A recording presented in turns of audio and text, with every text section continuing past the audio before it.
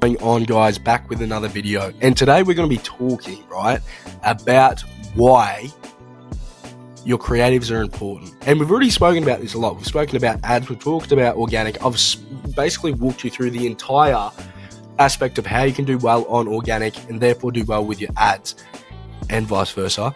But with that in mind, there's a big misconception that a lot of people have, and that's the difference between pins that just rank well and pins that actually sell.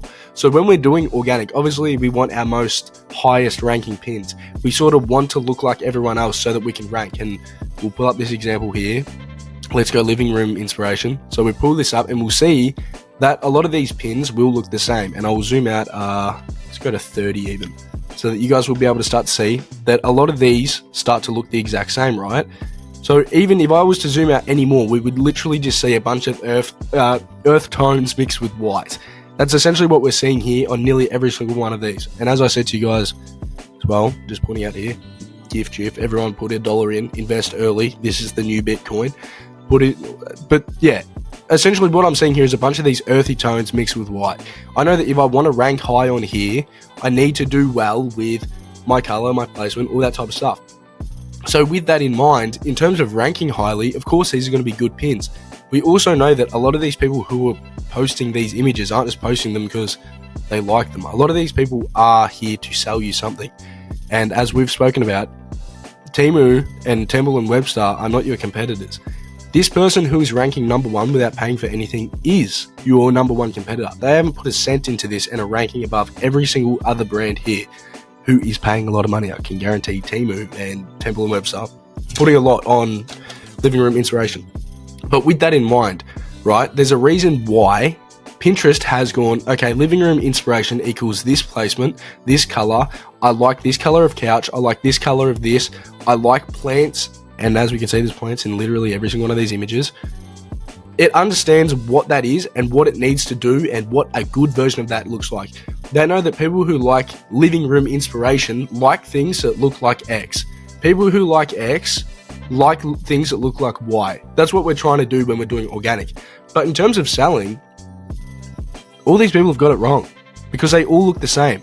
Unless I saw this sponsored part down the bottom that just let me know that I could buy something, essentially all I've got to do is sort of click around until I find something that I like. And a lot of the time when people are looking at living room inspiration, they're saving these pins, they're going back to them, they want to look at them because they're planning to buy in future. And the problem with that is that they're just going to go to the most recent ones unless you've got something that stands out here. So that's the difference between ranking well and selling well, is that you don't want to stand in, we'll call it, when we're doing our actual ads. And the thing that you need to sort of understand as well with your ads is it needs to have some type of seamless funnel. And a lot of people get confused here, or they get overly simple here, where they think that you can just have, okay, creative, retarget, maybe we'll do some retargeting with some catalog sales at the bottom of funnel, right? It's not as simple as that. The whole point of creating a funnel is trying to find that one single line of motion where we see that it is as seamless and there's the least amount of friction as possible. So the first thing I'm looking for when I'm trying to sell is I'm just simply selling the click. How many people can I get to click on the same image, which takes them through to the same site, and with that site is at the right one, and once they get to the site, why didn't they purchase? Why didn't they add to cart? Why didn't we get some type of conversion there, right? So you can look into that through your reporting. You can see, based on your creatives, the outbound click ratio to add to cart ratio. And that'll give you an idea of which creatives are sort of doing your best. Yeah, click-through rate is great, but obviously you're going to have a lower click-through rate on Pinterest because you've got all this competition here. Your impressions are going to be super high, but they're super cheap. Your CPMs are going to be cheap because they're mixed in with a bunch of other brands, right? So essentially alongside you, you're also being competed with other paid ads. So with that in mind, what we want to do is we sort of need to think, okay, there's two ways I can sell here. I can buy your click and then sell you on the site. Essentially, say I sold some type of hydration brand. I can sell your click, get you interested enough to click onto my pin, which takes you onto the site. And then once you're on this onto the site, I can give you all the information there that gives you all the information, all the questions that you're wondering, I can answer there and then carry through to conversion. Or you can give all the information through on the pin or the creative, and then funnel all that through to a site where it's just as simple as a product page, and then they buy. So you sort of need to understand what you want to do there. And obviously at different parts of the funnel, that's going to be different. So say at top of funnel, it might be Wiser, where, you know, people are new to it, to give them a little bit of just buying the click, getting them interested in the product, and then putting them onto the site. Then once they're on the site, giving them a bit more information about the product. The next thing that you might want to do at middle of funnel is, now that we know they're warm, we know they're interested, we can give them a little bit more information about the product on the pin, and then retarget them straight with the product page. But the whole point of that as well is wondering, why did you get as far as the site and you didn't convert? And then that's when we start to think, okay, well, maybe it was the price point. Simple. So maybe all that is that we just give them a quick discount, 10% off. Maybe they did get through to that add to cart position, and when they got there, they saw that their shipping day was going to be, say, 14 days, or if not more, 30 days. Anything over 14 days, immediately when I see that there's lack of conversion there, once we get to add to cart, I know that we're targeting the wrong regions, and we would just stop targeting that country as a whole. There's no need to be targeting there if we know that people are going to be essentially window shopping, where they get as far as conversion and then don't convert. So with that in mind, the next thing that we can sort to also keep in to play is what I call Payday Friday or Payday Thursday. When we know people are getting paid at specific parts of the week, they'll save a product, they'll click onto the site, do whatever there, and then they will wait till payday, where they don't have the money now, but they still want to buy it, and we can retarget them then. The whole point is trying to find every single part inside your funnel where there's points of friction and removing it. So anytime that you can find a part where people could be buying but they're choosing not to, find out why they're not buying, or find out why they're being targeted. Once we can find that, you're basically set in terms of that. In terms of finding pins that sell well, I mean, there's plenty of examples. You can look into competitors under your keywords. It's very simple. I can do things like, say I do sell hydration. A simple one that I might start targeting is morning routine. Morning routine, I know it's going to be full of these blog posts, and occasionally, like, look at this, we can see a better choice for the earth. Oh, it's sponsored. Let's see what they're selling though.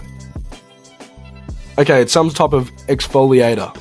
I can see what that pin sort of looks like. I can have a look at the organic pins surrounding it and know how I can stand out there. Quick tip in terms of psychology as well. If you want to stand out a little bit more with your creatives, everyone immediately uses that big red banner. But in humans, we see red as a bit of a danger. We see it as stop. I always use a neon yellowy green, because it's still going to give you that attention. It's still going to bring that snap, and that, you know, you never really see that color on Pinterest. So if you want to sort of stand out without creating that same stop or alert or whatever, using something like that green color can use that. And I've seen super high click-through rate simply from that, because it's still brought the attention without bringing the negative sort of background towards the color. So just test out your colors, see what you can do there. In terms of your fonts, always use fonts that are like if I was going to look at this, the fonts that immediately give me a little bit more whatever, it's going to be this one. Anything that looks old and antique, we associate with trust. Anything like this, where we're seeing more of these serif fonts, we can look at this and go, okay, this looks familiar. So when you're even picking out brands, doing things like handwriting types of fonts, so things like we can see here, things like we can see here, immediately going to work better because they seem more human and less salesy. Another thing to understand there is older fonts. Older fonts we trust more, simply because, you know, we think that we've seen them a million times. We trust old people, whatever. Anything that looks old and antique is good.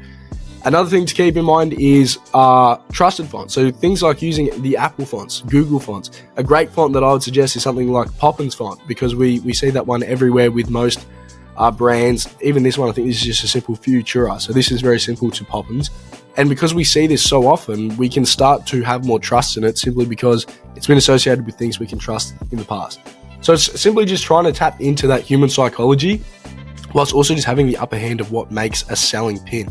Once you have all of those sort of doing well, you will make better in terms of just overall creating salesy creatives and understanding where those temperatures are in the funnel. You will sell well. In terms of organic, we've talked about this a million times on how to find organic pins that rank well, but in case you need me to do it again, let's just do it now. Okay, let's go Let's think of a random one. Let's even look up hydration. No. Paris fashion. You know, I'm a fashionista like that. I want to see what's popping in Paris. Show me some Paris fashion. What do you notice here? Everyone is wearing the exact same colors. Every single woman nearly has the exact same color hair. Like, down to every single thing that you could assume could look the same, does look the same. So with that in mind, you can also have a look at these and think, which one of these have writing on it? This one has writing, this one has writing. We know these ones are more blog styles, but the more even, the higher ranking ones are ones where there's no writing on it. It looks more organic. It looks like their phone taking photos, nothing too professional. They're the ones working the best. So in terms of ranking highly with your organic, say you were doing fashion, we can look at this and assume that this is going to be more suited to that organic content that we want to push. The next thing that we're going to look into is pin clicks. I'll just pause it. Alright, so we're in pin clicks now. This is like some SaaS that I found that works pretty well. And as we will see here, we'll position this at number 1. This is going to give us a bunch of creatives here and how they're ranking at the moment based on all this stuff. And like, even this is one of the main benefits of Pinterest is the overall timeliness to how long a creative can last organically. We can see this is created nearly 2 years ago, and it's ranked number 1 in terms of its positioned in ranks. So we can see this here. It's got a couple bits and pieces that we can look at in terms of finding creatives that are going to work well for you organically. You can look through all this. You can have a good time sort of finding similarities between all these. That is important, but this is the more important part, is that if we go to export annotated interests, it's going to give us a CSV file, and I'm going to go and open that up in a Google Sheet, and we'll look at that data. Alright guys, so this is pin clicks. This is the export of the annotated interests that I did here, and we can see here already, this one has 5 reoccurrences. So we know that the keyword Paris outfits, this is one of our best bets in terms of ranking well. In terms of even running ads and knowing which keywords to use with our ads, this is a banger. We can see that it's been used 5 times and it overlays over some of the highest ranking pins there. So looking at that, we can also see that this one is super well. This legalized outfits as well as outfits in there. So, and there's even more here. So we can see look blazer. What's this one? Mode outfit of the day. There's just heaps here. Elegance outfit. Anything here where we're seeing reoccurrences, elegant casual. So using these, say you own some type of fashion brand and you wanted to know which keywords you should be using, not only in your organic, but your Pinterest campaigns, we know that these are high ranking search terms and they have traffic. Because we know they have traffic because some of the highest ranking pins under this search phrase all include these keywords and annotated interests. So make sure that when you're doing any type of campaign setup or just overall setting up organic descriptions, make sure that you're using ChatGPT and asking it to include these in your descriptions. That was another thing that we talked about in the last video, is where you should be using this and like where you should be using optimizing your SEO and where you shouldn't be.